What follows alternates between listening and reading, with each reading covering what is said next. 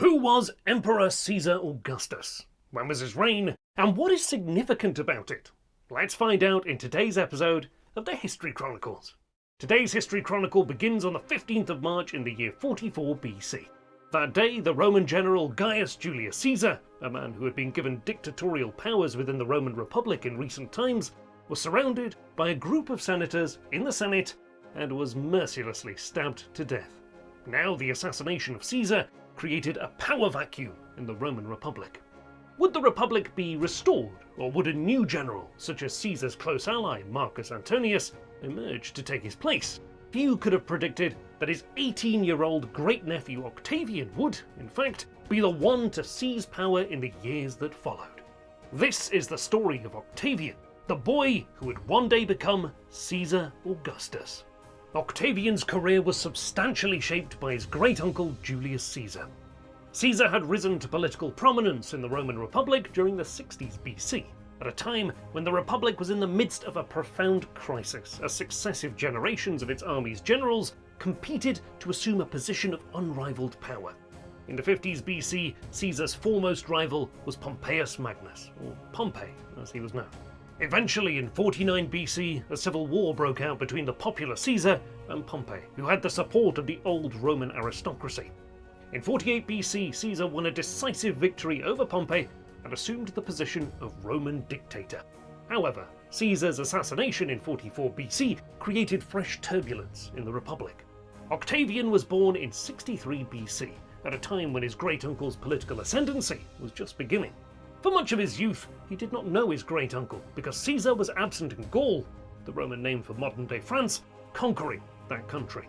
However, from about 48 BC onwards, as Caesar spent more time at Rome and as Octavian was entering his later teenage years, he began to become more acquainted with the great general. Caesar was impressed with him, and because he had no legitimate biological sons of his own, he adopted Octavian and made him the primary heir in his will.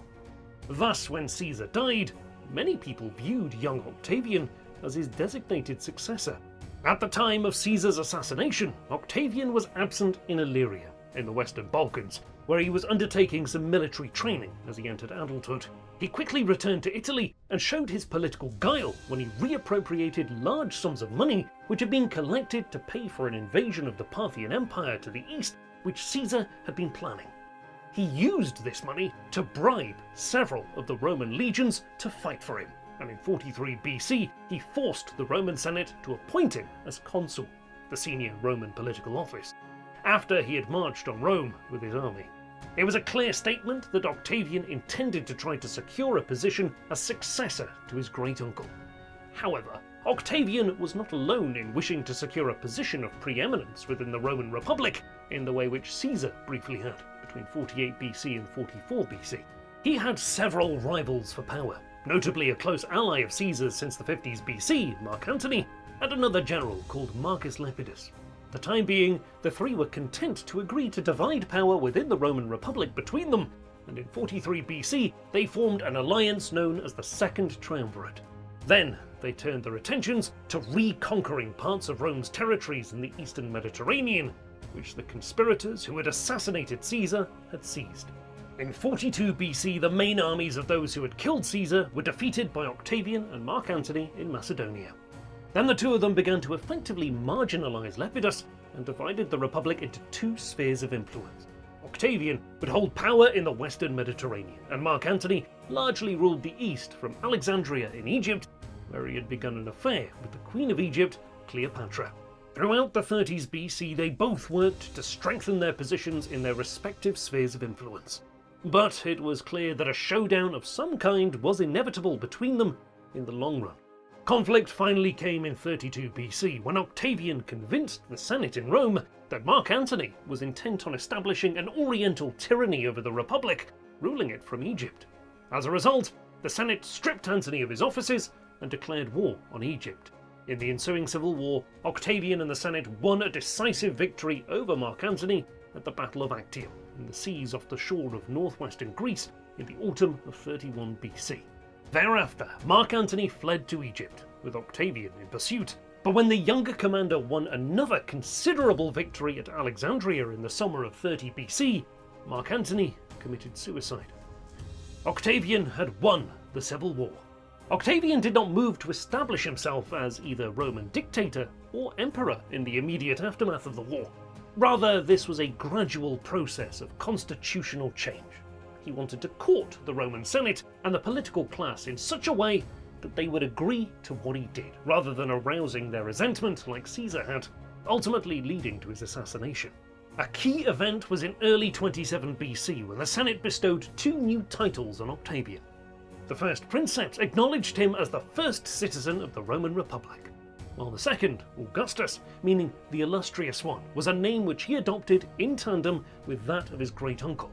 Henceforth, he would be known as Caesar Augustus.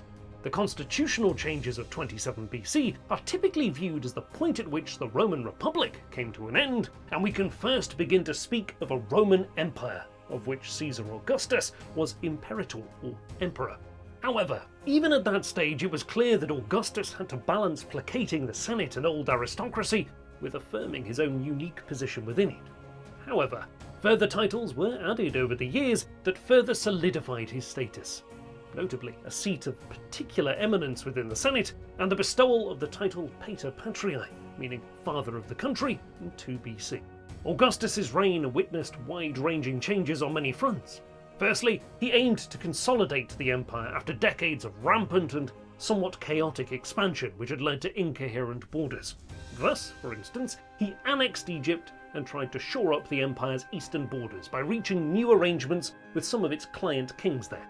On the Iberian Peninsula, which Rome had first begun to conquer nearly 200 years earlier, he completed the conquest of the native peoples there, many of whom had remained independent in the north and northeast of the region. In this way, Augustus shored up Rome's borders and created greater internal stability. Augustus also introduced a great number of domestic reforms after years of neglect as a result of the civil wars.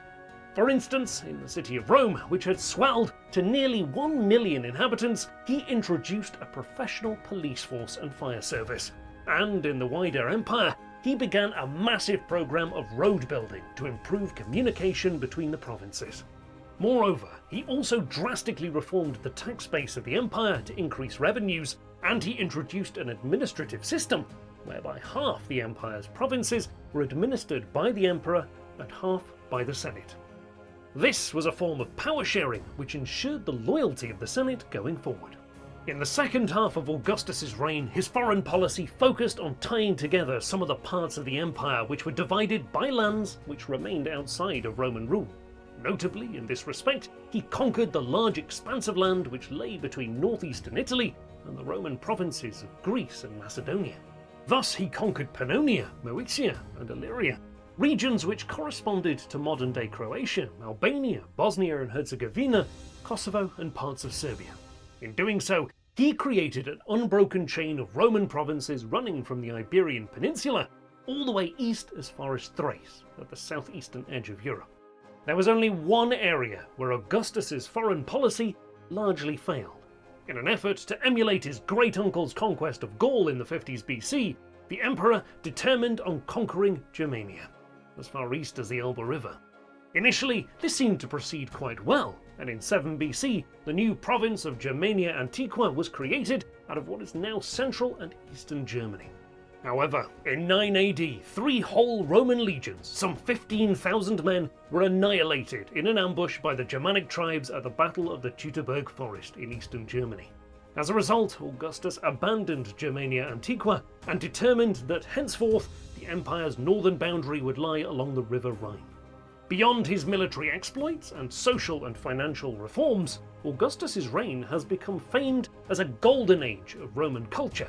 He initiated an enormous building program of triumphal arches, temples, and public baths in Rome itself, the remains of which are still visible today. Additionally, he and his close ally Gaius Maecenas patronized a wide range of some of the greatest authors of Roman literature, notably the poet Horace and the epic poet Virgil. The latter's most famous work, the Aeneid, narrated how Aeneas, a survivor from the fabled siege of Troy, travelled west after the fall of that city and established the city of Rome, providing a national foundational epic for the Roman Empire. However, one thing remained unclear throughout Augustus's long reign. Who, if anyone, would succeed him? Augustus only had one biological child himself, a daughter called Julia. For a time, it seemed clear that he wanted his close ally, the military commander Marcus Agrippa, to succeed him. And indeed, he married Julia to Agrippa. But Agrippa was the same age as Augustus, and predeceased the emperor by many years. He then favoured two of their sons, Gaius and Lucius, his own biological grandsons, but both of them died in their youth. Thus, in his later years, Augustus settled on Tiberius, his stepson and the biological son of his third wife, the Empress Livia. Caesar Augustus eventually died in 14 AD, coincidentally in the month of August, which had been named after him, just as July had been named after his great-uncle Julius Caesar. He had ruled Rome for nearly 50 years, and it would prove a difficult task to follow him. His immediate successor, his stepson Tiberius, proved to be a poor ruler, one who spent most of his time absent from Rome and relied on opportunists such as the upstart Sejanus to govern on his behalf. Many of his other successors as part of the Julio-Claudian dynasty, such as Caligula and Nero, turned out to be borderline lunatics and sadists, and eventually the dynasty was overthrown in 68 BC. None of his descendants had been able to rule Rome as stably as Augustus had done. Ultimately, Caesar Augustus was a paradoxical figure. On one hand, he destroyed the Roman Republic and created an imperial rule which favoured the few over the many. He was also a ruthless grasper after power who killed tens, if not hundreds of thousands of people in the wars that he fought and fomented. But at the same time, Augustus did not create the turmoil which was already tearing the Roman Republic apart at the time that he was born. He cannot be blamed for that, but what he did do was reach a political settlement in the aftermath of his civil war with Mark Antony, which finally brought the decades of war and civil strife to an end and allowed for the consolidation of the empire and a period of cultural achievement. Thus, perhaps he should be praised for this success as much as he is criticised for his thirst for power. You have been watching the History Chronicles. We'd love to know what you think of Emperor Caesar Augustus. Please let us know below, and if you enjoyed our video, please give us a like and subscribe. It really helps us out.